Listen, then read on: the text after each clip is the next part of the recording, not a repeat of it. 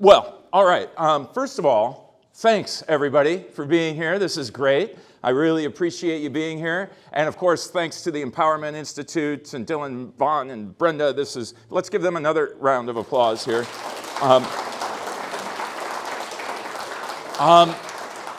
I'm really happy to be here. I'm really glad to see such a nice crowd. Thanks also to, I hate to say it in a talk about working class history, but thanks also to my employer, Fresno City College, for opening the room, or actually allowing workers here to open the room. All right. And also, I'm aware that you didn't have to invite me back, so I appreciate you doing that. That's nice. I hope I can live up to your expectations. Let me confess something, though, before we get started. I am a little, I've been stewing over this for 2 weeks. And stewing while destroying my brain with this thing, with what everybody's been watching in Minneapolis and everywhere else.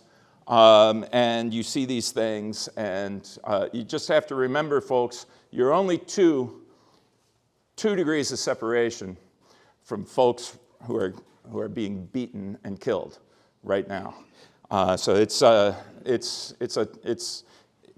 I'm doing a history talk, and what I like to do with history kind of talks is every once in a while I might get up on a soapbox or something, but mainly I think you all will be able to draw your own conclusions. I think things will be pretty obvious. The actual title of the talk, as you see, is From the Docks to the Fields, California Labor History Lessons for Today. Nice and vague. We can fill anything in there. But I did that kind of on purpose because things happen and you want to kind of change things around. Anyway, with all of the present stuff in mind, I was trying to figure out what sort of talk I want to do, what sort of through line is what I wanted to try to figure out in California labor history over the last 120 years, to try to figure out some kind of thing that would maybe tie stuff together. I don't know that I've done that. I just don't want to have something where I go, well, this happened, then this happened, then this happened, then this happened, which is what historians do. And when asked about any lessons, we always say, it's all very complicated and there's nothing you can do, which is not what we want to do, right? So I wanted to think, all right, what are some of the through lines? What are some of the main turning points? What kind of general conclusions can we draw? And historical lessons I always cringe about a little bit, but maybe you'll draw your own. By the way, don't you just love that photo? I don't think it's Dorothea Lange, but it's either Dorothea Lange or Paul Taylor, or one of those in the 1930s. By the way, don't ever pay for air at the gas station. It's the law. They have to give it to you for free when you're filling up. All right, okay, enough of that. California labor history. I want to start with a few general observations and then move on, because as I was going through all of the stuff that I was thinking about this week about this, I especially thinking about Minnesota and other things, people getting shot down in the street, and as the community turns to not just protest, but general strike, I think it's important to take a look at some maybe moments in our history where we can have some kind of connection. My first general observation, and hopefully it will come clear through the talk, is that freedom of speech and association is just totally foundational to any kind of workers' movement. And if you think about the kind of First Amendment rights that we always think were guaranteed to us since the Constitution by our government, I want you to understand that the labor movement has an incredibly proud history of actually securing those guarantees to us, making it more than just a piece of paper, but something that we actually have, of course, only if we use it. And it's not just to speak, right? This idea of freedom of speech. What I'm talking about is the right to not just speak, but to associate with others, whomever you please, and to demonstrate and to picket, which is a huge gain in the last century, and also to strike. That is, these things should be treated as a basic human right, and I think most of us in this room probably think of those things as that way, but those kinds of realities have been won by workers. They haven't been given to us, and so, and since they've been won by workers, workers can also lose those things. And we see a lot of up and down in our story here over the next hour or so. A second general observation that really the last couple of weeks has made me feel at least a little bit optimistic. Pessimism, right? Pessimism of the intellect, optimism of the will, right? A second general observation is that solidarity is an incredibly beautiful idea, and even more beautiful in practice, as we see people all over the country standing in solidarity with people who we've been told for our whole lives are supposedly not like us, right? Not your neighbor, but somebody else, some person out to get you. Nobody believes it anymore. It's wonderful. A little bit of solidarity there. That old wobbly slogan has it, an injury to one is an injury to all, which I think is really great. And alone, people really are, ordinary people at least, really are kind of feeble all alone. But together, they can, well, like the song, right? Let me see.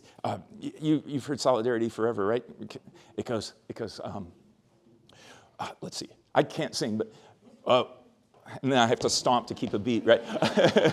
When the union's inspiration through the workers' blood shall run, there will be no power greater anywhere beneath the sun. For what force on earth is weaker than the feeble force of one, and the union makes us strong. Solidarity forever. Solidarity forever. Solidarity forever, and the union makes us strong. Bump, bump, bump. Okay, that's all right. Yeah. All right. Yeah, that's good. See, it even feels good doing that, right? A third general observation is that there are people in this country who have enormous power and are also organized. And most of the time, they're better organized than workers. And they will do anything to stop people from organizing and demonstrating that solidarity that we just sung about. And while we labor historians love to focus on the great organizing campaigns of the past 100, 200 years, it's hard to overestimate, and they're very often ignored. It's hard to overestimate the forces arrayed against workers. You give folks an inch, they'll take a mile. So that's, I think, a kind of sobering thought. That's why solidarity and freedom of association and speech and the right to demonstrate and strike are so key. I think the history demonstrates that. A fourth general observation, I think, follows from the last one. And that is, while workers' power does come from the ability to withhold our labor, I think in the end, that's where workers' power comes from, the ability to put your hands in your pocket and just not work. The larger social and political context does matter. I think Dylan was mentioning this just a moment ago. And workers abandon the cultural realm and electoral politics even at their peril. You abandon it, it'll be taken over. I'm going to try to sweep over 120 years of history here, but mainly 60. Focusing on several key moments, but I'm hoping over the course of the talk that these general observations come through. Let me start by setting the scene a little bit, the array of forces in the early 1900s. Now, this is a California talk. Last year when I did this thing, I don't think I talked about California at all. I talked about class a little bit and then some general stuff about the history of unions in America, maybe a couple little moments talking about California. But this one, I'm just going to talk about us, California, on the coast, in the big cities, but also in the valley here and in other agricultural areas. The rise of labor activism and unionism in the 1900s was a nationwide phenomenon, but on the West Coast, and in California especially, it took a kind of special character, I think. Now, I don't want to downplay the kind of nature of what you might call class war anywhere. But here in California, I think it was particularly stark. The growth of the mining and railroad industries fed an explosive growth of manufacturing in San Francisco in the late 19th and early 20th century. And so this huge new labor force is drawn there, often with strong activist backgrounds, a lot of Irish immigrants with a lot of activist background, but all sorts of other folks as well. But one of the things to remember about it is that labor force was never enough for the growth. In other words, workers had a little bit of bargaining power just by their numbers. They're always in demand. I mean, there's always booms and busts in the economy, but San Francisco was, in a sense, a organized workers' mecca. Because workers were in such high demand, their organizing chances could be maybe successful. And San Francisco soon became known as the most thoroughly organized labor town really in America, especially those in trades like the Teamsters and the construction trades that were localized, right? They're there and you can't get those folks elsewhere. But contrast this with LA, which had almost no industry. In the early 1900s, the joke always was that 50% of LA's people had jobs selling houses and empty lots to the other 50% of LA's people. I mean, that was basically it, right? No real big industry. And LA began to sell itself to would-be investors as the most anti-union city in the country. They were the open shop world. San Francisco was supposed to be the closed shop, the union town. San Francisco advertised itself as an open shop. It's a misnomer to call Los Angeles as the open shop. It's a misnomer to call Los Angeles an open shop. It's a closed shop on the other side of the door is what it is. They locked out all union workers and actually ran them out of town after beating the hell out of them a lot of the time. Another interesting characteristic of California, I think, related to the boom style of the economy, was the quick growth of an enormously wealthy and powerful capitalist class. And when I say capitalist class, I'm talking just plain capitalists, right? I mean, these folks who have enormous amounts of wealth that they're shoving into the major industries of the country, of the state. But also, these fortunes were created, a lot of these fortunes were created almost totally by government fiat. That is, you seize an enormous amount of public land and you create PG&E. You seize an enormous amount of public land and create a vast land-holding empire in Kern County it stays to today. The federal government votes in a law giving you 9 million acres of land to build a railroad, the Central Pacific and the Southern Pacific going right through our neighborhood here, right? That's just given to 4 guys, right? You've heard about that story, right? The Big Four. We don't have to get into that. But they started out with $12,000 and a map and a little piece of paper that said Central Pacific Railroad, right? That's it. And then we passed the Pacific Railway Act, and they got, in the end, around $400 million. Nice work if you can get it. But what I'm saying is that class just sort of, all of a sudden is there. There's this oligarchy here in California in the late 19th and early 20th century that acted like California was their own private possession. And that was enormously offensive to those who thought they lived in a democracy. San Francisco versus Los Angeles. And what does that mean? That means that the kind of style of conflict that happens in California, this isn't my term, it's the old, 100 years ago almost, Carrie McWilliams talks about total engagement in California, a kind of characteristic struggle between workers and their bosses, those who thought they lived in a democracy trying to eke out a living when there's this oligarchy that has just taken over.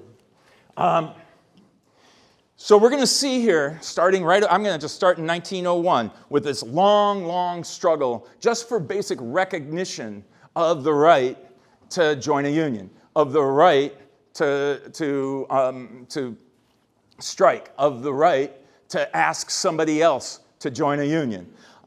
Literally, right, folks? I mean, it used to be in the day, if there was a judge had passed had signed an injunction, and said, hey, look, there's you can't be organizing anymore. If you then talk to somebody and say, hey, I think you should quit work in solidarity with me, you could be thrown in jail without a trial, right? I mean, that's the kind of world we're kind of talking about with injunction law. That's what I mean when I say they thought they lived in a democracy, but they had to win these kinds of rights. Because the stark division lines between the classes in California were there. Well, let me show you. Actually, I love this guy right here. Some of these people, you look at them and it's like, oh, yeah, you've seen that picture before. There's a billion of them, right? These old ones. And you go into the Elks Club of some rundown place in some rural town, and you see all their pictures. That's Andrew Farusith, head of the Sailors Union. Think about what these guys are trying to do. The sailors were trying to get the right to quit their job, which wasn't legal until the early 20th century. They were trying to get the right to not be beaten at work by the captain of their ship, right? And they actually win this. I forget what year it was, with the help of fighting Bob LaFollette from Wisconsin. They actually pass a law that finally gives those basic sorts of rights. Well, in 1901, there was a waterfront strike in San Francisco where all the major powers in the unions, the warehousemen, the Teamsters, the sailors, and the dockers, right, the longshore workers, they all formed the City Front Federation, all these unions working together to go on strike and shut down the port. The employers did the same thing. So you got organized employers, organized workers, and now we're set to fight. Well, 1901, they had a lot of radical priests in San Francisco at the time. He criticized Mayor Phelan was the mayor of San Francisco at the time. I had a policy of prostituting the police force of the city to the capitalists. That's pretty straightforward from a priest. I like this. I can't do an Irish accent. That would be kind of stupid, wouldn't it? That we have in this country two things. There's the capital and labor, the men who have the money made and the men who want to make the money. The men who have the money made have the whip hand over the other fella. Therefore, it has become necessary to put the fear of God Almighty into these capitalists. You get the sense of it right there, right? So, I mean, there's a real support, coming from the church. Phelan tried to play the neutral role, right? But in the end, when the Employers Association decided that they wanted the port open, Phelan, of course, sends the cops in. So the San Francisco police go in, but they do more. This happens a lot, too, in our history. There's not enough police to conquer an entire city. And so what you do is you deputize people. Just very quickly just say, all right, all y'all are part of the cops today, and give you an axe handle. Now go out and crack some heads. So these are really violent moments, and I don't want to, I would never suggest that the union movement in the early 1900s on the docks in San Francisco, they were all just standing there holding hands and going kumbaya, right? No, I mean, there's fighting going on. Remember, there's no law, right? There's no law there's no law that says that you have to recognize a union. And so these can get pretty rough. Well, in the end, the union loses, they're crushed, and so they move into politics. They move into politics. And that's a whole long, ugly story, but they form the Union Labor Party, which rules on and off in San Francisco for the next 12 years. But there's an enormous corruption scandal. The Union Labor Party is controlled by Boss Roof of San Francisco. Anyway, that's a whole other kind of story. But what I'm saying here is that you go into politics. You want to avoid having your mayor break your strike. By the way, this is Boss Roof. He's a lawyer. He runs San Francisco. This is Patrick Calhoun, the leader, the owner of all the streetcars in San Francisco, whispering into, during the corruption trial. Anybody see the movie One Battle After Another? Yeah. You notice the name of Leonardo DiCaprio's character? Pat Calhoun. And I'm thinking, maybe this is a little Pynchon-esque kind of. Anyway, all right. If you've ever seen that building in San Francisco, that's his building. All right. Anyway, okay, enough of that. Enough of that crap.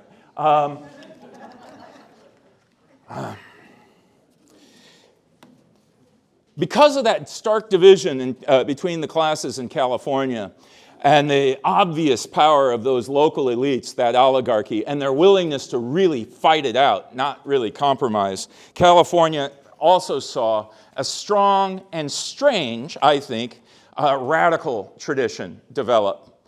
They were never a majority, but this radical element did have an enormous influence on the labor and reform movements of California. Now, when I say kind of strange, we get all kinds of, in the late 19th and early 20th centuries, there's all sorts of different versions of radicalism. We get the Cahuilla colony down there, right by Visalia, right? Right at the bottom of the Sierras there. They actually owned the big trees that are in Sequoia right now. Sherman, the original, the big, huge Sherman tree. You know what the original name, well, not the original name. You know what the name was when these guys owned it?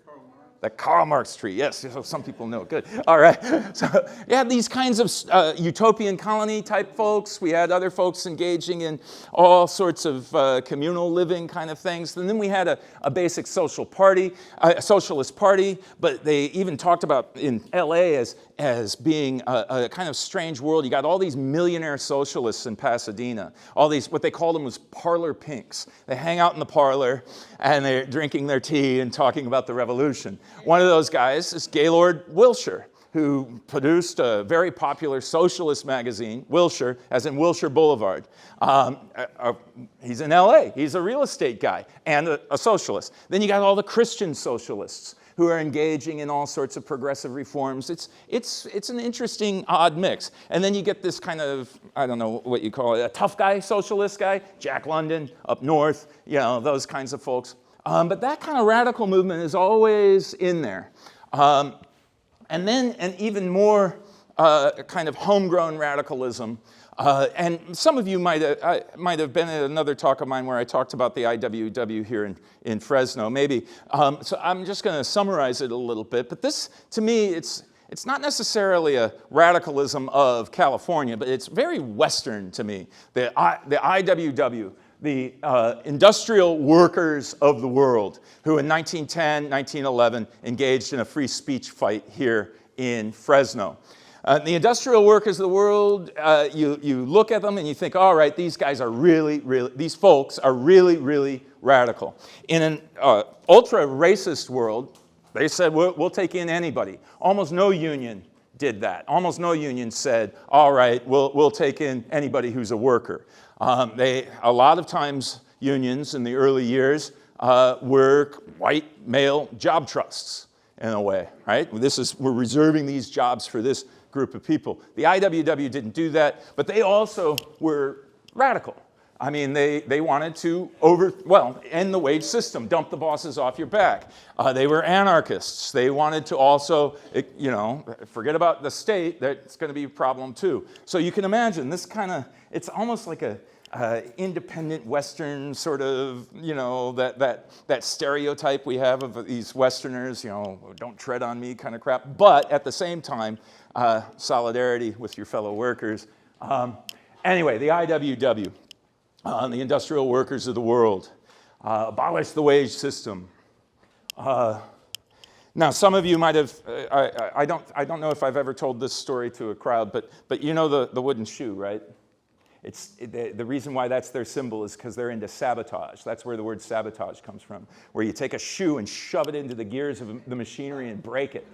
Break the machines to stop work. So therefore, direct action on the shop floor. These folks were even against having contracts. A contract tells me that I need to do something tomorrow. Well, maybe I don't want to do it tomorrow. Maybe we're doing it. We're gonna keep our power on the shop floor. Maybe we'll have even more power tomorrow, but we're stuck with this lousy contract. We're in negotiations. Do you want to do it? Let's just go. No. We shouldn't even say it out loud. It's illegal. All right.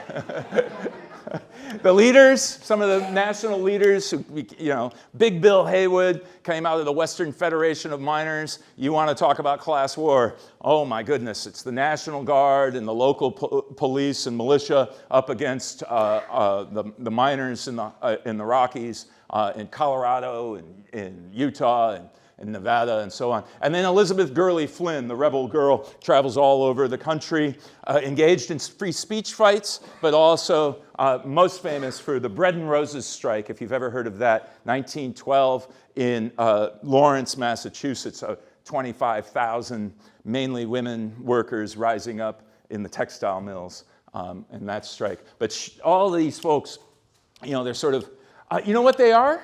They're agitators who are traveling to different places to organize people to stand up for themselves. This is somehow a crime. I don't know. And I was going to say they're paid agitators. They're not paid that much. Anyway, all right. So the IWW comes to Fresno. Fresno's about 25,000, right? They set up a camp outside the outskirts of Fresno, which is Belmont and Palm, to give you an idea. Way out on the outskirts of Fresno, Belmont and Palm. They set up a camp, and they go downtown, basically where this picture is taken from. That's the courthouse, Mariposa.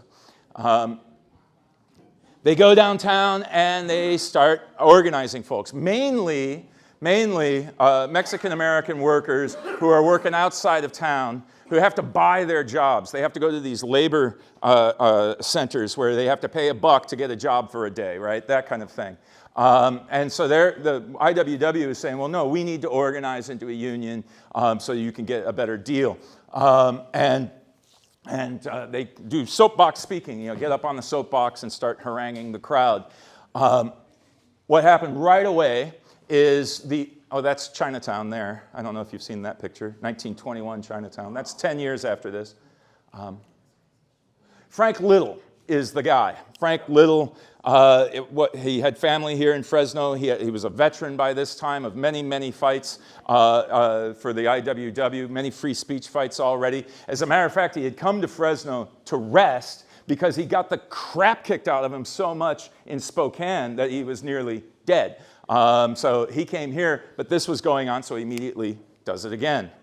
Talk about some guts. Well, anyway, he stands up, starts to speak.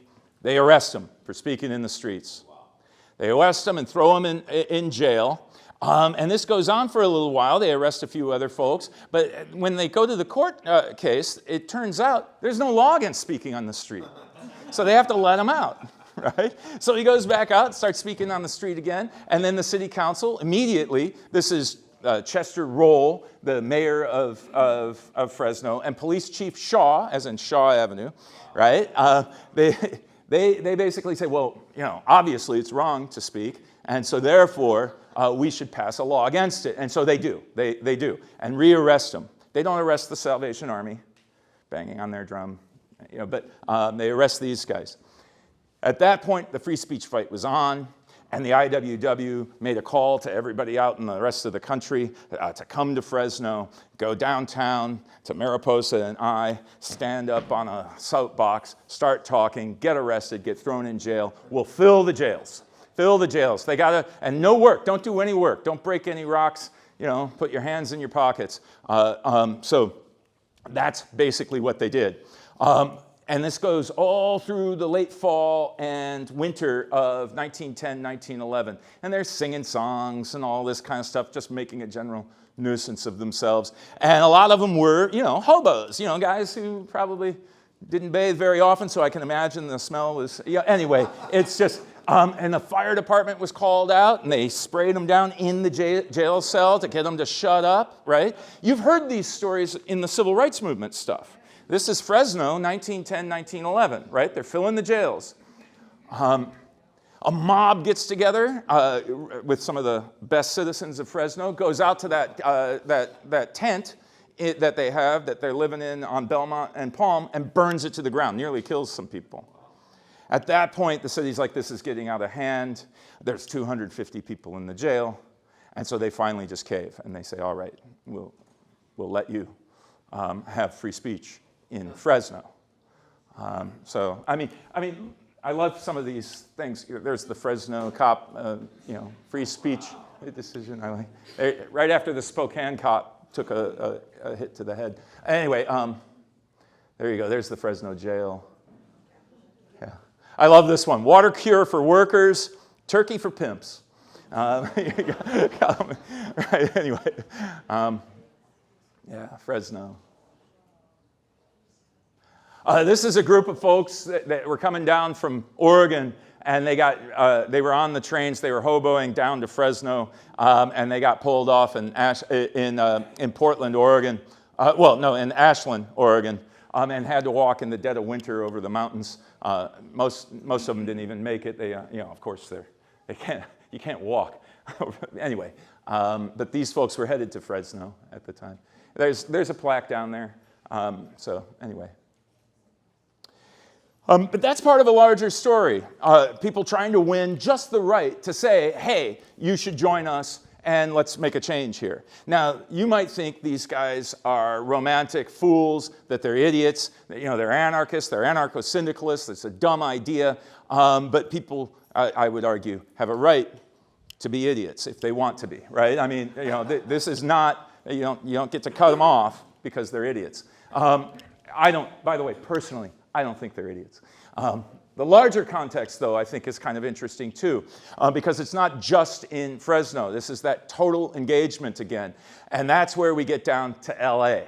And L.A.'s oligarchy, the spokesperson for that oligarchy is General Harrison Gray Otis. It's called Otis Town. And then his son-in-law, Harry Chandler, is going to take over, and the Chandlers are going to own the the Los Angeles Times until when? The 1970s or something like that. But the LA Times was, and Otis was, General Otis was the most anti-union town and newspaper in the country. And one of the things that kept LA an open town, though, was this: the bombing of the LA Times building. There was a dispute going on, and some of the unions didn't. Now, the initial thing was, all right, this bombing happened. It killed several people, and there is some evidence that the bomb was planted near a gas main, so a small bomb became that, right, blowing up the building. But this is, I mean, this happens occasionally. Labor, in the history of labor, there's this kind of dynamite violence. Some people even talked about dynamite. That's the great equalizer. Everybody can get dynamite. This is back in the day you could go to the hardware store and get dynamite. Anyway, but James and John McNamara there were charged with the crime. And the AFL, the American Federation of Labor, launched a great defense campaign. That's Samuel Gompers. He's getting old by this time. In the middle, he runs the AFL, and the idea is these guys are being framed up by the most anti-union newspaper and people in the country. This is a frame-up. And there was a huge amount of support for these two guys. And there was an election coming up, and a socialist was pretty much set, Job Harriman, was pretty much set to win the election. Job Harriman, the 1911 election in LA. But Job Harriman was also a lawyer for these guys, one of the lawyers. What happened? There's nicer pictures of the two. Yeah, there's Job Harriman. Yeah. At the very last minute, without telling this lawyer, Clarence Darrow, who was their other lawyer, famous civil liberties guy, Clarence Darrow made a deal with the judge and these guys that to save their lives, they'd change their plea from non-guilty to guilty. Yeah, they did it. Some people still hold, they're like, no, they changed their plea because they were going to be hanged, and so you changed their plea to save your life because they could read the writing on the wall. I don't know. I'm pretty sure they probably did it. They blew it up. So you can imagine, that kind of gives labor a bad name. Does it not? I mean, this is going to give labor a bad name. And Job Harriman and the socialists were huge in Los Angeles until this. And then, they still had a lot of, and then this guy wins. It looks like Clint Eastwood a little bit, doesn't he? Well, anyway, all right. Right around that time, the IWW says, let's do a free speech fight in Los Angeles. I mean, that's just crazy. During the visit of the industrial workers of the world, they will be accorded night and day a guard of honor, composed of citizens armed with rifles. The coroner will be in attendance in his office every day. Right? We're going to kill you if you come here. They skipped it, went to San Diego. San Diego Tribune, hanging is none too good for them, and they would be much better dead. Remember, these guys aren't the bombers, by the way. The IWW folks aren't the bombers. They are the waste material of creation and should be drained off in the sewer of oblivion to rot like any other excrement. These little ellipses are more of the same, just so you know. Emma Goldman showed up, gave a speech in favor of the right to organize. She's an anarchist, right? She shows up in defense of the IWW, the most famous anarchist in the country. Her boyfriend shot Henry Clay Frick. And Ben Reitman, another lover of Goldman, he gets snatched by some of these San Diego vigilantes and driven out to the edge of town, stripped of all his clothes, tarred and feathered, hot boiling tar put on you, feathers, and then a brand, IWW, right there on his ass. I mean, these folks mean business. This is what I mean. They're willing to do anything. So this long continuing struggle for the recognition of labor rights goes on. Also, in this story here of San Diego and that free speech fight, you have to remember that California is actually Mexifornia and Calico, right? Mexicali and Calexico, right? I mean, California, that border is just this line that we drew. And right across the border in 1912, what's going on? A revolution is going on. A revolution. And these IWW guys, folks, I keep on saying guys. I'm a Midwesterner. I still can't get it out of my head.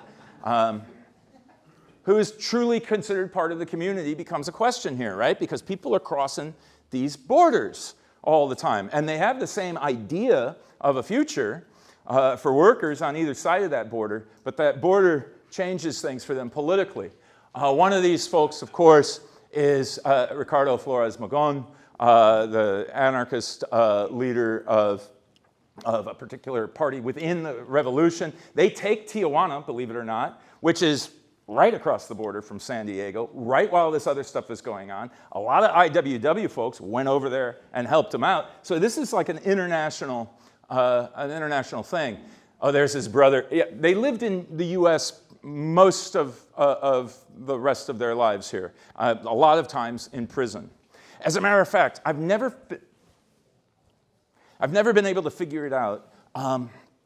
I don't know. There's a newspaper article way back in 1910 talking about the beginning of the free speech fight, and it says we had to arrest these guys because, these IWW folks, this is before even the free speech fight started. We arrested them and threw them in jail for this one because they had some Mexican radical speaking who was riling up the peons. This was the farm workers around them, riling up the peons. That's what the Fresno Republicans said about it. And I'm thinking, I wonder, was it him? I don't have any evidence of it, but it seems like, maybe he was here. There's some of the guys seizing Tijuana. Now, later on, he's going to be arrested during World War I, as so many of these people are. And he's gonna, for violating the Espionage Act, which says you can't speak against a war. That's the Espionage Act.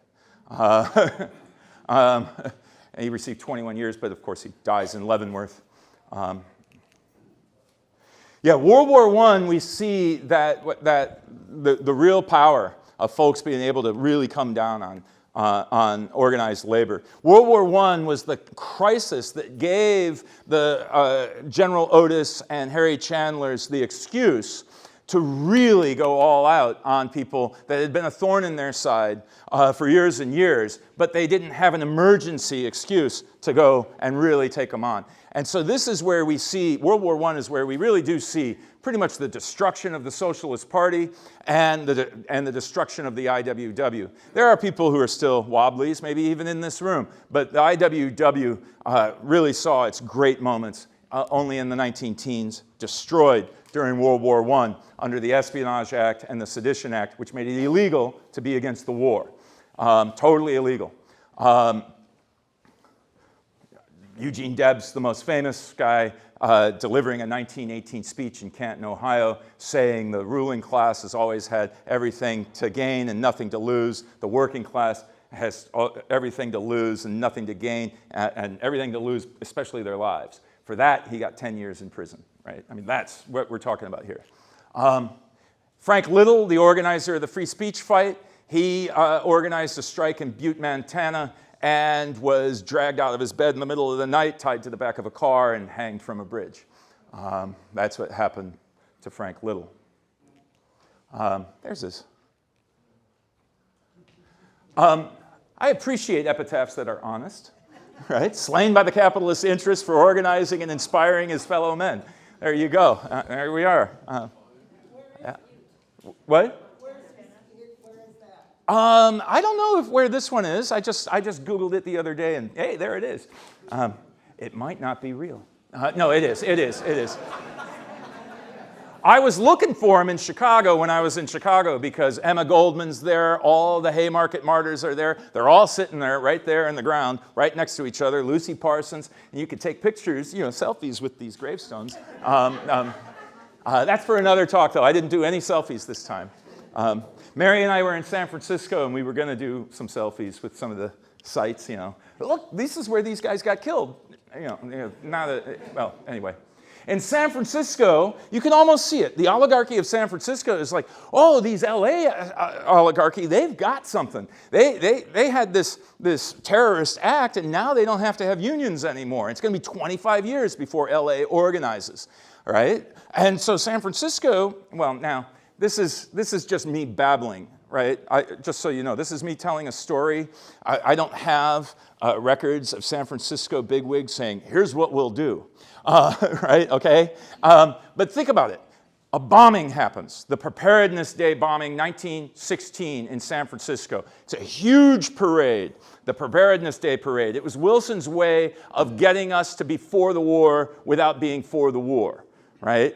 He claimed to be neutral, but he's working us into a pro-war stance. Preparedness was the way to do it. Huge numbers of people in California were utterly against that. I mean, we were anti-war, World War I. What do we have to do with what's going on over there? That was kind of the idea. And especially Irish folks, right, in San Francisco. We're going to go help the Brits? Yeah, I mean, no. So this parade goes through town, and there's a bombing, and 20 people are killed. You know, there we go, there's the parade. There's a huge parade. And there was a bombing. And this one, they did frame them. This was a case that lasted, 10 people. Well, I think it ended up being 20. This case lasted for decades. Warren Billings and Tom Mooney were thrown in prison. Mooney initially got the death penalty for this, but the governor commuted it to life in prison. And so he's sitting in prison even after everybody on the jury has said, nope, he's innocent, even after key witnesses recanted their testimony, even after the judge himself said, nope, this guy's innocent, what are you doing? He's still in jail. It's not until 1939 when Colbert Olson, the first sort of New Deal governor of California, wins, and he frees Tom Mooney. And then a year later, Warren Billings is out. The DA, well, anyway, we won't get into this story, I'm sorry, but you get the sense of it. But this was a huge fight for 20 years. Free Tom Mooney was the line of a lot of labor. We need to free our railroaded comrade. Right? Demand the release of Mooney and Billings. These look like they're professionally printed up. I don't know if these guys are paid agitators. They're professionally printed. I don't know. Did they organize this? Did they get together and maybe plan it out? They didn't have cell phones. Yeah. There's Tom Mooney. He says, thank you very much, and then says, to hell with you, I'm going. You know, he just basically retires after this. I shouldn't say that. There's Mooney again. You get the parade when he's released. Another step. Are you getting the sense? You know, sometimes in my class I'll talk about the 8-hour day, right? And we have this great fight for the 8-hour day in 1886, you know, May Day and all that kind of stuff, that story of fighting for the 8-hour day, and they lose. The Haymarket riot happens, and there's this sullying of labor's good name for a long time, right? But every year, there's a new fight for the 8-hour day, here and there. And some workers get it and lose it. Other workers get it and lose it. Some people, you know, railroad workers kind of get it, get the 8-hour day. But for the country, no 8-hour day until 1938. 52 years. This is what I mean by saying the long continuing struggle for recognition. 52 years of struggle before something as simple and as just basic as a reduction of hours.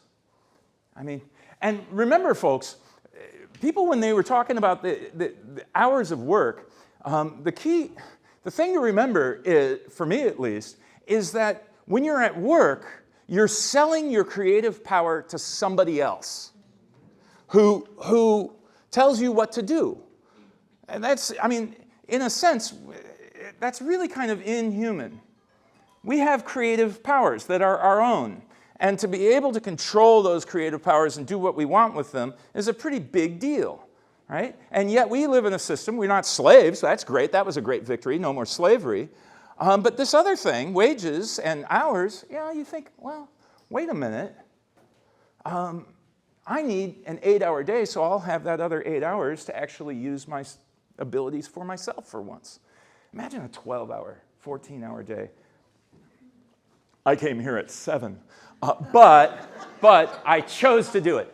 At the end of the war, they passed the Criminal Syndicalism Act, which made it illegal in this state to advocate for the violent or not even just advocate. I forget the exact language. To advocate the use of violence in changing the industrial order. This is going to be used in a way to just take on every single labor organizer they can. the Criminal Syndicalism Act. And we got a test of it, in a way, in 1923 during the San Pedro strike. Upton Sinclair, the most famous parlor pink from Pasadena, Upton Sinclair wrote The Jungle, that great book about Chicago and all that stuff. There he is right there. You can tell he's a parlor pink, right? Sitting there, hanging out, writing his books in his backyard. Nice work if you can get it. Anyway, he goes out to Signal Hill and he reads the First Amendment. And gets busted, right? It's clever, nice little thing. And they form the California ACLU out of this. I hope Sinclair goes to jail if convicted. I would rather deal with 4,000 IWW than one man. Like, oh, well, that's a nice compliment, All right, there we go. They form the Southern California ACLU, trying to defend people's rights to picket. The KKK, of course, by this time was very popular, especially in Southern California, and they became the kind of stormtroopers. Them, and sadly, the American Legion, became the kind of vigilante crowds that would be mobilized by the authorities to take on organized labor in LA and Orange County. This is them marching on San Pedro, IWW headquarters.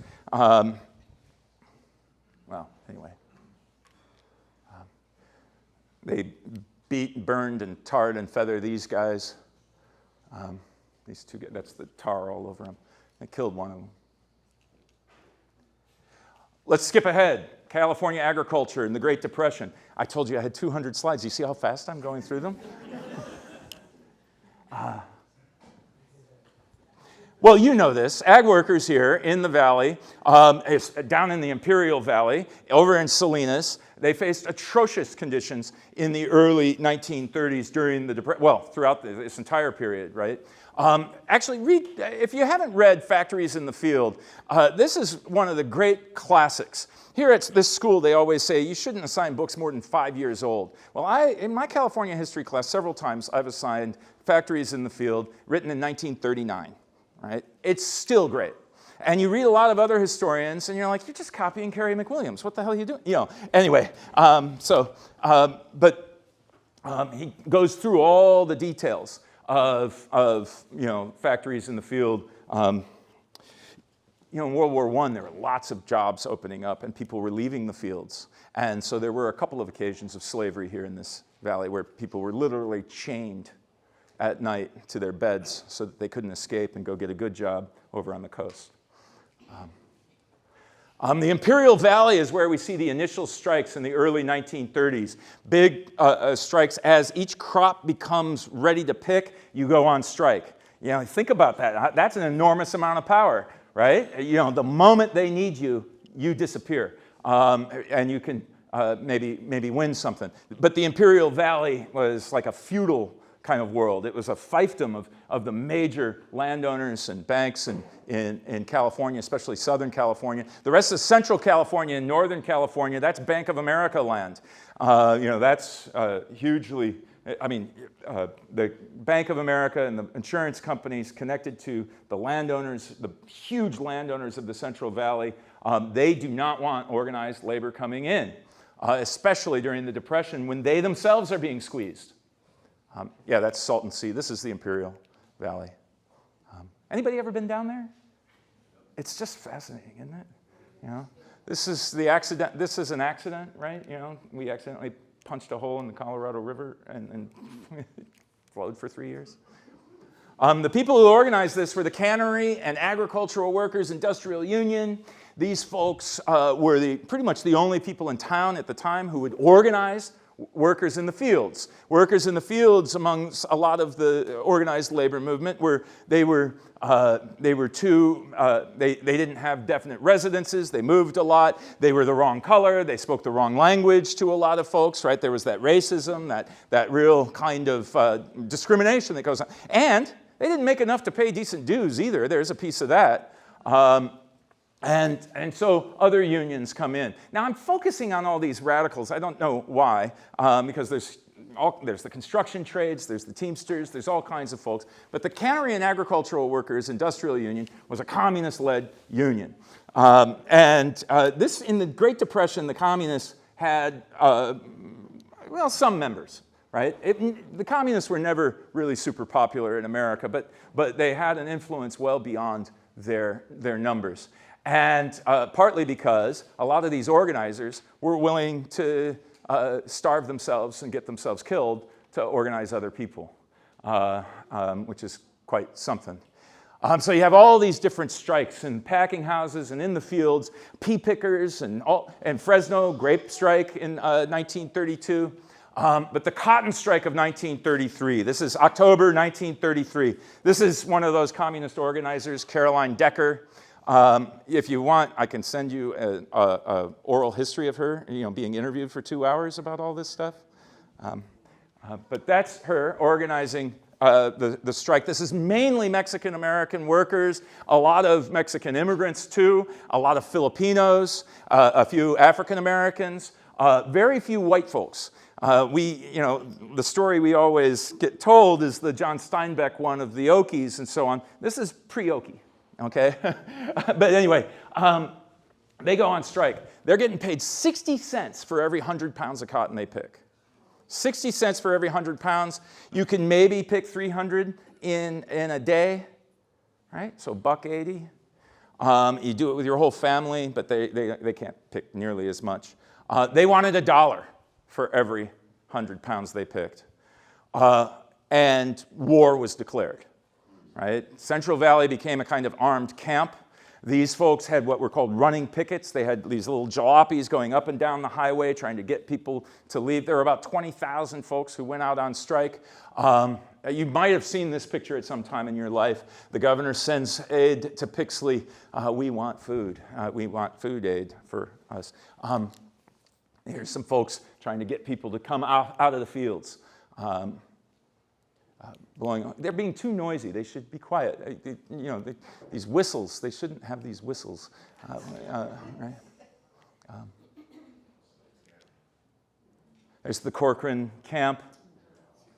For years and years and years, the health department didn't care one little whit about where the labor force was sleeping, how they were eating, whether or not they had decent toilets, and so on. But when they went on strike and set up this camp, you can bet the health department came in and tried to shut it down, right? I mean, this is the power of that oligarchy again. I like that they had a theater, though. That's cool, right? Yeah. 4 people are killed, 2 of them in Pixley, 2 more in Arvin. We're in a crowd of people who've heard a lot of this kind of stuff. How many of you had heard the 1933 cotton strike before? Okay, we got a smattering. That's good. This should be... How many of you, when you were in the 4th grade, made a mission out of sugar cubes? See, right? I mean, I think, frankly, it's good to learn about the missions. I don't think it's a great idea to make them out of sugar cubes, even when you're in the 4th grade. Talk about a labor crime. But not knowing about the 1933 cotton strike. This is us, folks, right? This is us. A lot of these folks were revolutionaries too, right? That revolution in Mexico is done. They come up here. We can fight. We can, So that famous picture, disarm the rich farmer or arm the worker for self-defense. This valley and Salinas Valley, in the 1930s, this is where I think we really need to start thinking. Now, I'm just going to suggest it to you a little bit. And for years, people said that this was an overwrought sort of interpretation. But I'm going to just suggest it to you. What we're talking about in the 1930s in this valley is testing out fascism. Testing out fascism. A merger of the biggest corporate power and government power and privatizing the whole thing. When you've got a sheriff and local cops who then are able to use the treasury of some private company to hire a private army and then stamp them with an official right to go out into the fields and attack people for exercising their right to picket, to exercising their right to say, hey, come out of the fields. You've got yourself creeping, if not fascism. It's not an unusual thing to say, but this is how, I mean, I'm not being crazy in saying that. Lots of historians point this out. But that's what it is when it happens. Right? The Associated Farmers sounds like a bunch of farmers. It's basically Bank of America and a whole bunch of other insurance companies and other folks who kind of joined together with the Chamber of Commerce of LA and this other group called the Merchants, the M&M, the Merchants and Manufacturers of LA. I'll tell you what, the Chamber of Commerce of LA really did a number for us historians. They not only have the minutes for every meeting they have from 1890 to 1939 or 1945 or something, they have every word they ever said. Nobody did that back then. Nobody does it now. But you page through this, and they talk about creating this, and they talk about how these guys in Fresno are doing this. This is going to be great. And they talk about all of this stuff. They talk about forming the California Crusaders and the California Cavaliers and how these are kind of front groups for them, but we're going to have some prominent citizens take charge. But you know I love it when they say, and this doesn't leave this room. Anyway. What we need to do is hire somebody to write another book that will counteract Grapes of Wrath. We need another, let's do that. Of course, the Syndicalism Act was very useful, and so in 1935, there was a big show trial in Sacramento. It was a very expensive trial. Caroline Decker, this is from her, every local police has a little file of a red file, spies, they spy on folks. If you got a blacklist, I want to be on it, right? But this, she's, in that file, she gets brought up on charges. I like that picture of her. Isn't that great? That kicks ass, doesn't it? Alias, right? Pat Chambers was the other person who was the major organizer there. They are both railroaded into prison. They spend most of the time in San Quentin and Tehachapi, the women's prison. And if you ever send me an email and get that tape of her, most of her time is talking about working with the women in the Tehachapi prison. She spends 5 minutes talking about the strike I just told you about, and half an hour talking about how she would work with the trustees and work with the matron because she could read and write really well, and she would help. It was so cool and so humble. It was so wonderful listening to that. Blast from, I think I'm like one of 4 people who's listened to it. Maybe somebody else should listen to it sometime. Anyway. Paul. Yeah. There's a citation in Mooney and Majka. They wrote about some of this stuff. You know Mooney and Majka, the book, right? No.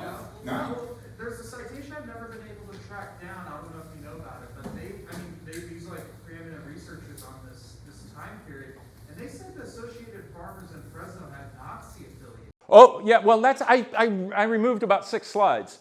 The guy was actually a state senator from Fresno. Phillips is his name. Yeah, he said, what they're doing in Germany is wonderful. This is, they were Nazis. The silver shirts down in literal Nazis.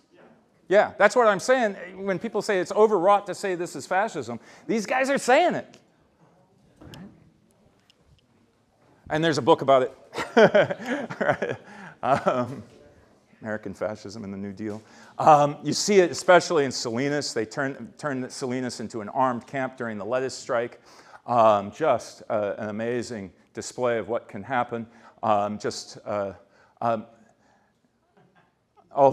I must say, you don't see anybody in camouflage. But anyway, okay.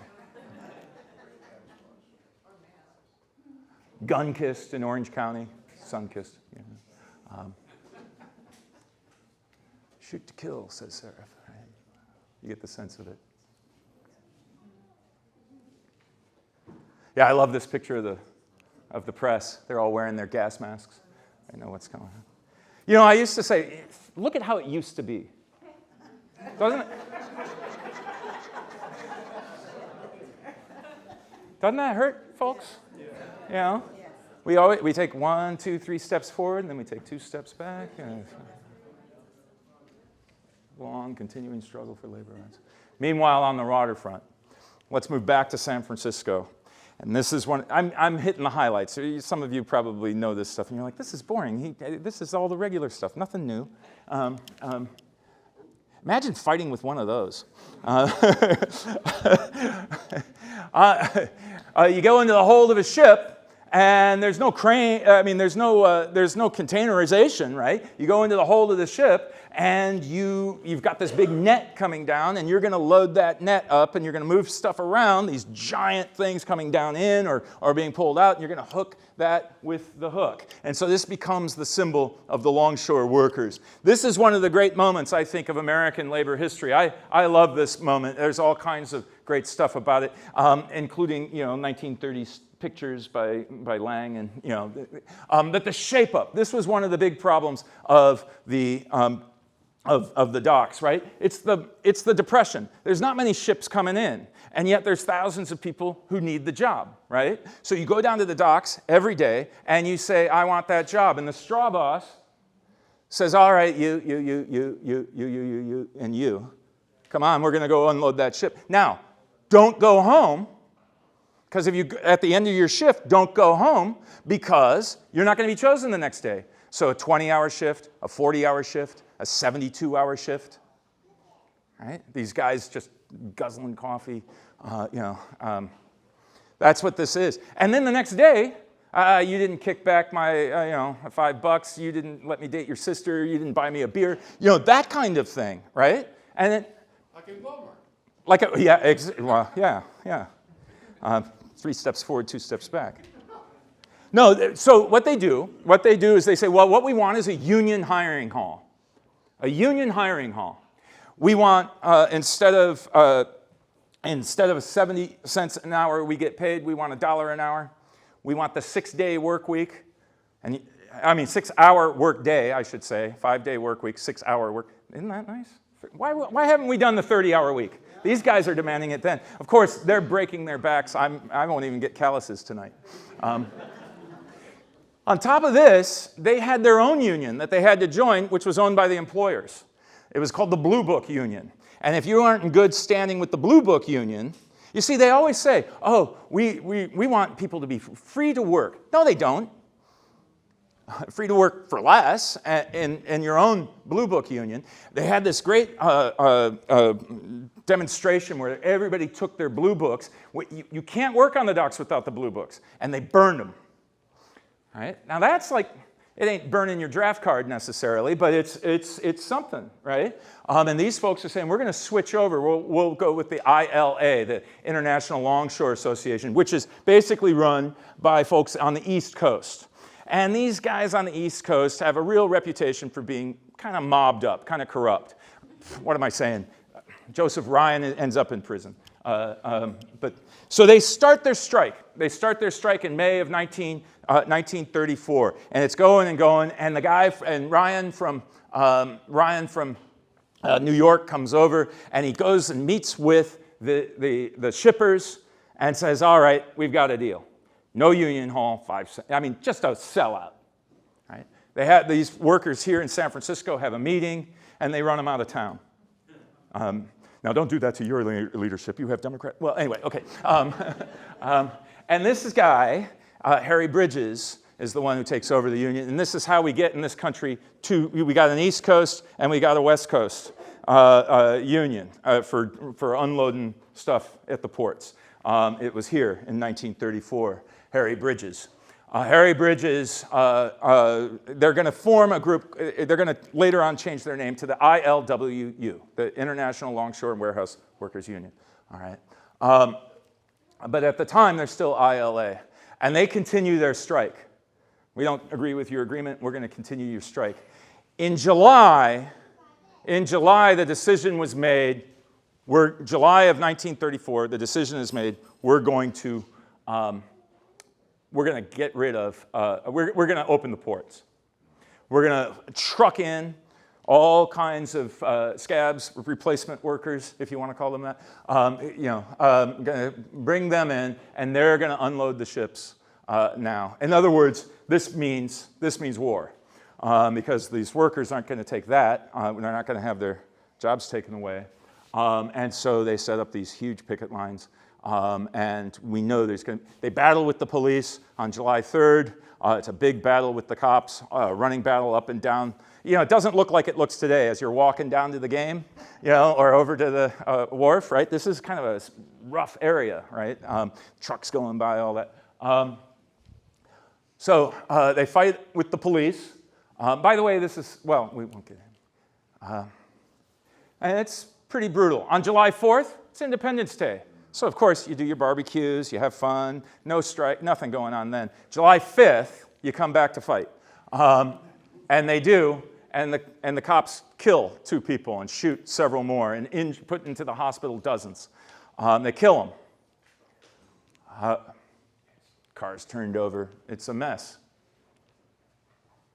You could tell that's staged, right? Yeah.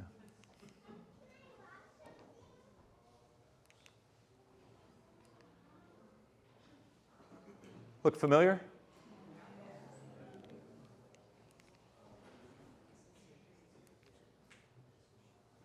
Mayor Rossi says, we need the National Guard. Harry Bridges and the workers go, wow, the cops are one thing. The National Guard, you know, they've got, you know, bayonets, machine guns. Let's do something different. They have a funeral. The funeral march on July 9th, they brought in this.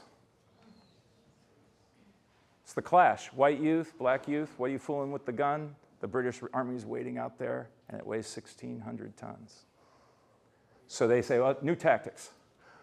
We're going to have a funeral march. We're going to bring the city of San Francisco out. We're going to stand in solidarity with us, this great funeral march. We're going to take over all of Market Street, go down to the funeral parlor in the Mission, and we're going to have tens of thousands of people out there to show that this community stands with us and not these folks who came in and killed us. It's a beautiful, beautiful moment, I think, in American history and California history. And it's ours, you know, it's ours. No cops allowed. Of course, no cops allowed.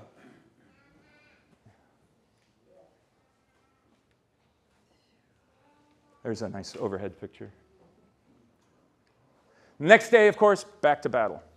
But very quickly, people say, well, no, we can't do it. We need a general strike. We need to just shut down the entire city. And they vote for it. All the major unions throughout the Bay vote for a general strike. And they say 45,000. It's a hell of a lot more than 45,000. For 4 days, they shut down San Francisco. Meanwhile, the police and other folks go and smash up the union soup line and their organizing halls and so on. These are union guys sitting down in front of a train. This is owned by the state of California. They're going to use it to break the strike. The truckers are not going to move goods. The Teamsters are on strike. So they bring in the train owned by the state employees. These guys say, well, you can run us over. It's really quite something. In the end, in a way, I credit, in some ways, Franklin Roosevelt. He's out on his yacht tooling around, and people said, there's revolution in San Francisco. And he goes, give me a break. They can settle it. Let's arbitrate. You guys are silly. I'm not going to send in troops. I'm not even going to end my vacation. And he gets Francis Perkins, the Secretary of Labor, to call up a mediator. Go in and fix it. It's a beautiful moment. They get the hiring hall. That's key. They get the hiring hall. They get 95 cents an hour. Okay, well, they wanted $1. They get the 6-hour day.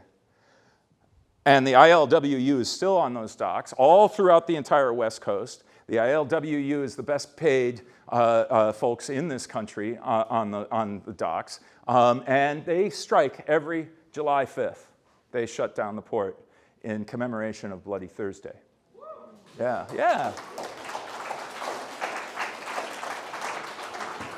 We go from this, right, to this. This is, if you go to the Rincon post office in San Francisco, the Rincon Center, it's the biggest federally funded art project ever made. It's 45 panels of California history, and this is a piece of it. And of course, they wanted this jackhammered off the wall, right? You can't have art about this. It's got to be, other things. But I love it.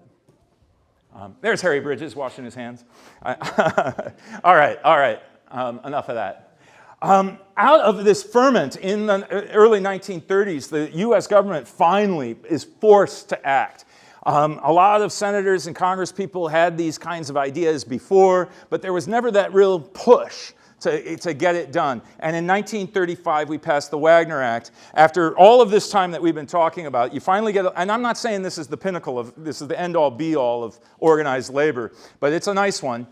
They say you have a right to join a union with no interference from your boss. Your boss is committing a crime if they interfere with you. You have a right to speak about a union. You have a right to, there are all kinds of unfair labor practices. They can't hire spies. It's got to be an independent union, not one owned by the boss where you get to sit in a committee and talk about what color toilet paper you want. So, you want wages, working conditions, and all that kind of stuff. It's a beautiful, and then it does this. It says we need some democracy here. If you vote in a union, instead of risk your life and fight in the streets with cops and National Guard and then still lose, if you vote in your union, you got a union.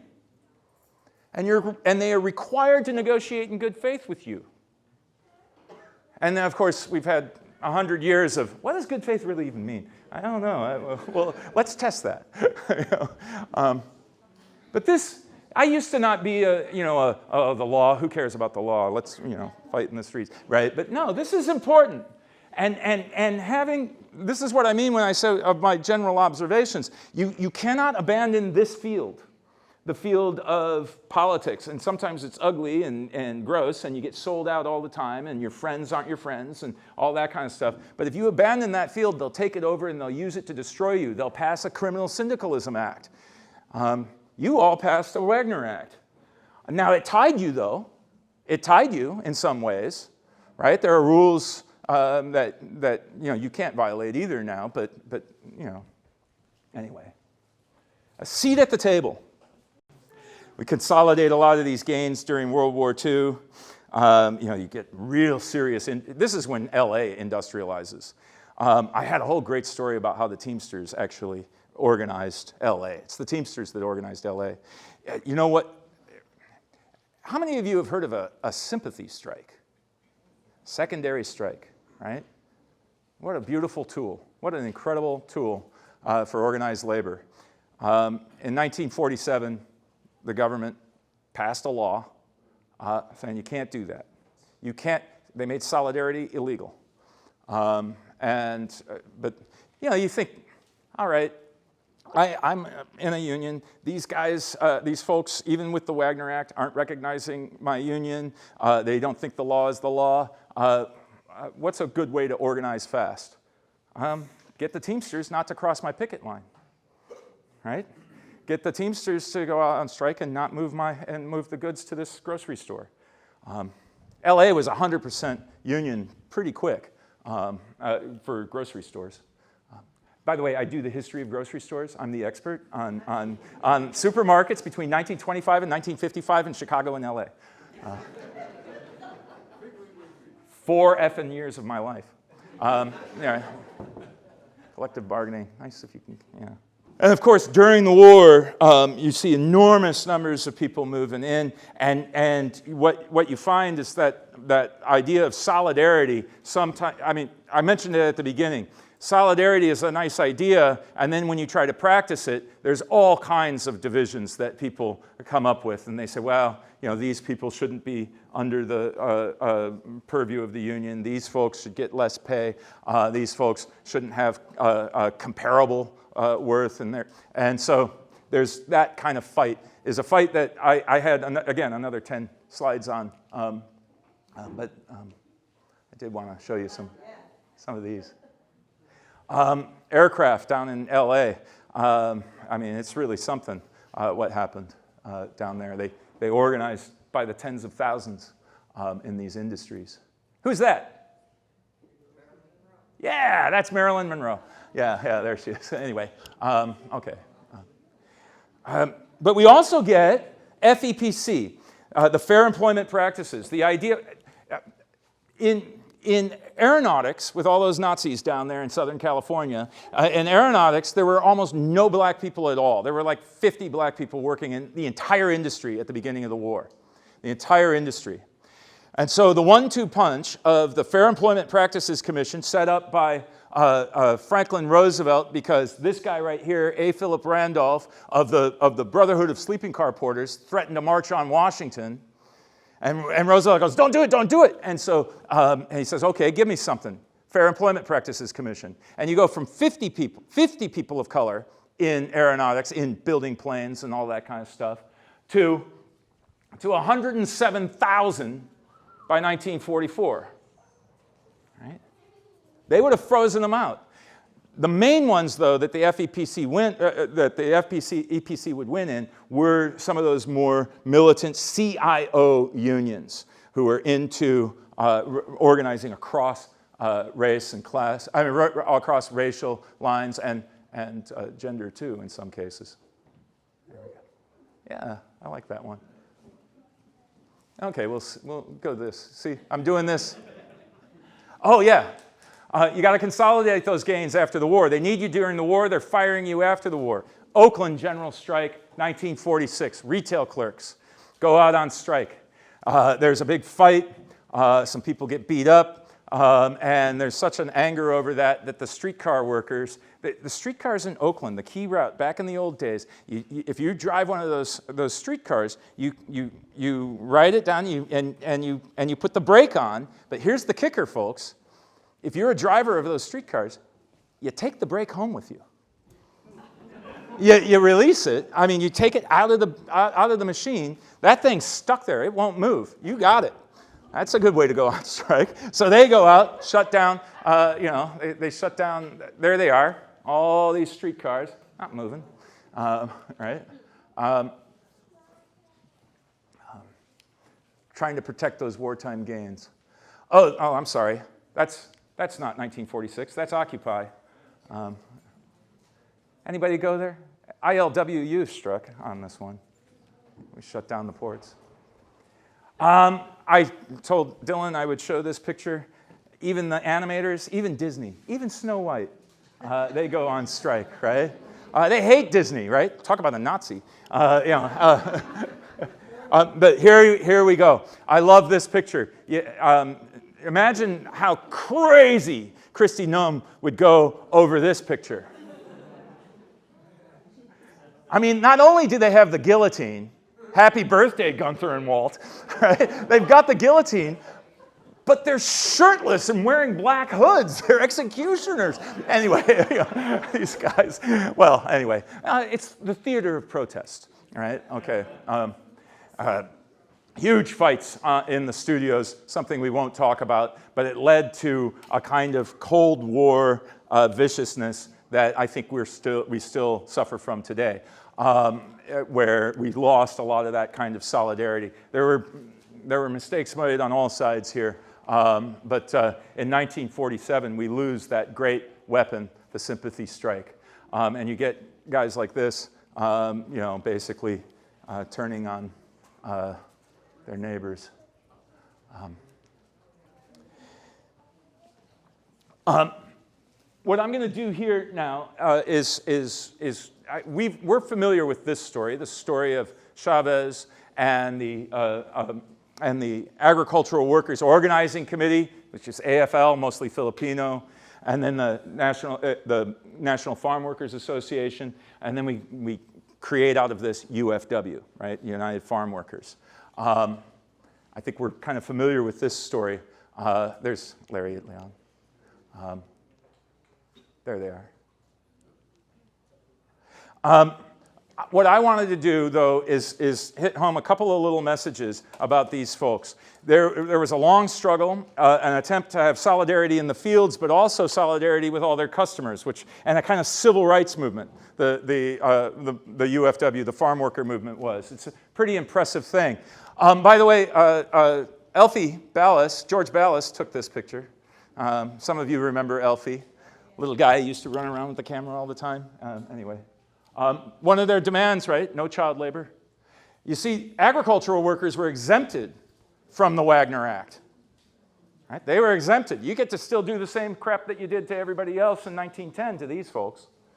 So you have the strike, you have the boycott. But one of the things I wanted to bring your attention to is the enormous power of people of that oligarchy, if you don't watch out for it.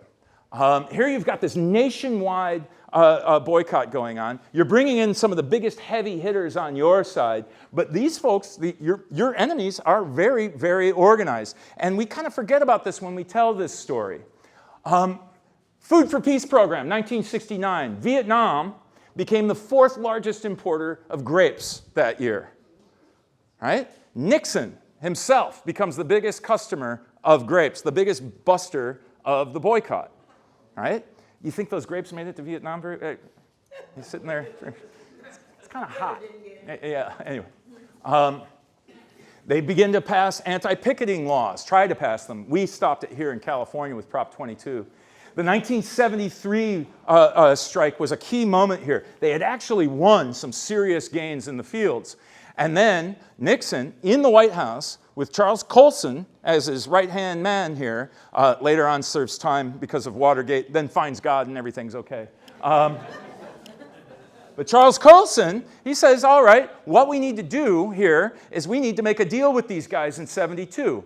So they've got Fitzsimmons, who's kind of sitting at the presidency of the Teamsters while Hoffa is in jail. And they make a deal at the White House, basically, saying, all right, Hoffa, you get out of prison. You get out of prison. You got to promise not to run for the Teamster presidency anymore. He does and disappears. Fitzsimmons, we've got an indictment against you. We'll just not enforce the law. We're going to quash the indictment against you. But you guys got to give us something. You got to support us in 72. They're already doing that. They supported Nixon in 72, the Teamsters did. Now, I'm talking about this Teamsters. This is like complaining about the Catholic Church, and then people who are Catholics get really offended by it. I'm talking about human institutions that do things wrong. There's a lot of Teamster stuff that I love, okay? This is a bad one, right? But they basically said, Colson worked with them, all right, you're going to go down to those UFW lines, and you're going to crush them. And the FBI was informed right out of the White House, if there's a UFW Teamster dispute, you support the Teamsters.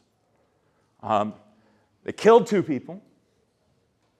I mean, it's a rough one, but this is organized power saying we don't want organized people in the fields, and we'll do anything to stop it. It's really quite something. We do get an Agricultural Relations Act, but you get the sense. The fight is always on, folks. And I've paid attention to all sorts of violence and stuff. In my dissertation work, which I never finished, I just read contracts the whole time. And we could do that, but I thought that might be a little bit boring. I mean, it's thousands and thousands of contracts, right? It's the boring, dull work of making people's lives middle-class lives. I kind of ignored that because you had to get the right to even do that. And that's kind of our story here. We've got our work cut out for us.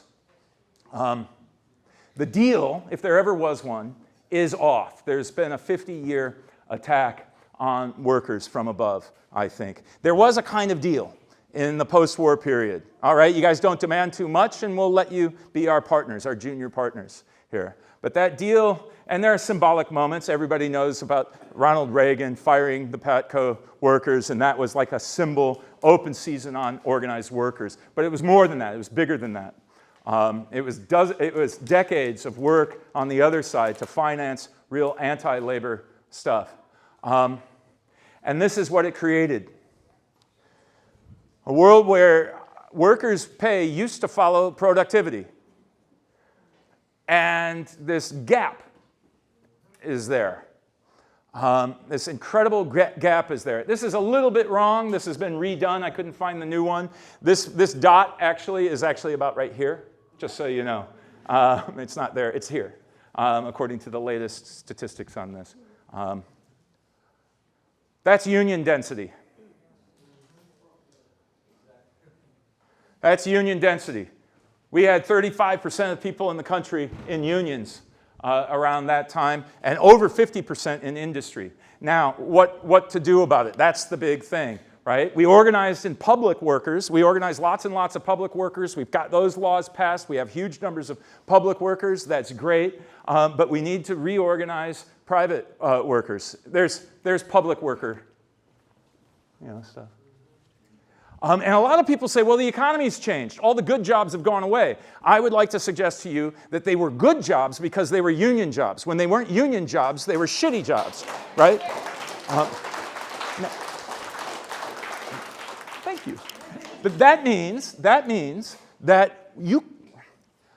McDonald's makes a killing, folk. Starbucks makes a killing. We always say this, that if you gave the person another $2 an hour. Now, they are labor-intensive industries. That's kind of tough to deal with. A lot of their cost is labor. But give me a break. They could double the pay of folks and barely raise the price of that coffee, especially if they take some out of the profit. But the only way to do that is with organized workers using the gains that people died for. What are you doing this weekend, Paul? I'm working. What are you talking about working? People died for the 8-hour day. People died for the weekend. We always talk about all these skilled jobs or these, we've got a global economy. Well, a lot of our jobs are stuck to the space that we're in. Look at the construction trades. Look at anything that has that is tied to a particular geography. A supermarket. You've got to negotiate the terms of your existence with the community that you serve.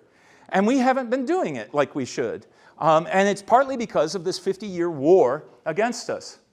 We've seen some moments here in the 90s and so on, in the early 2000s. I remember the UPS strike in 1996. What a great moment that was.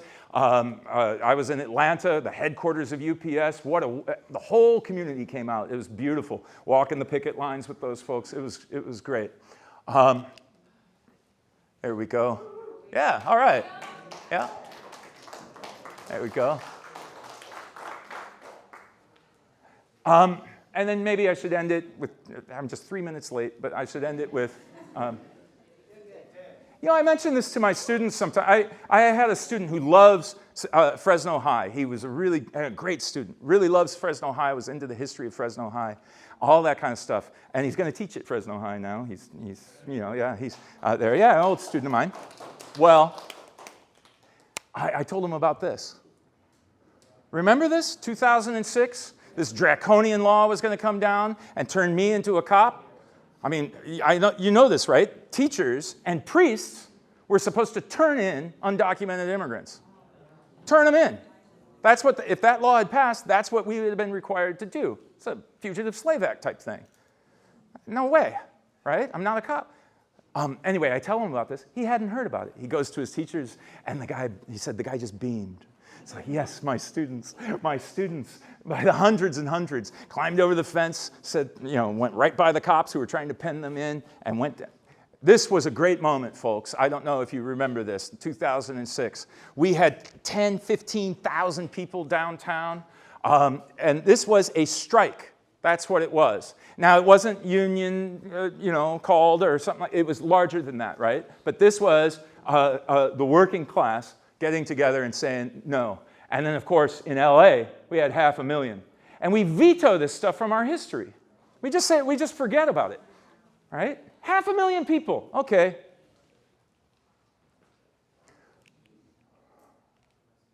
We are workers, not terrorists. That's 2006.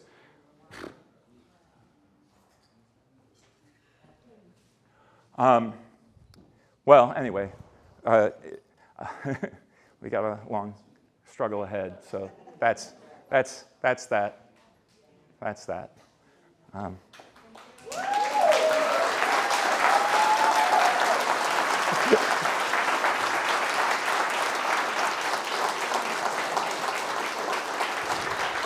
Thank you. Thanks, folks.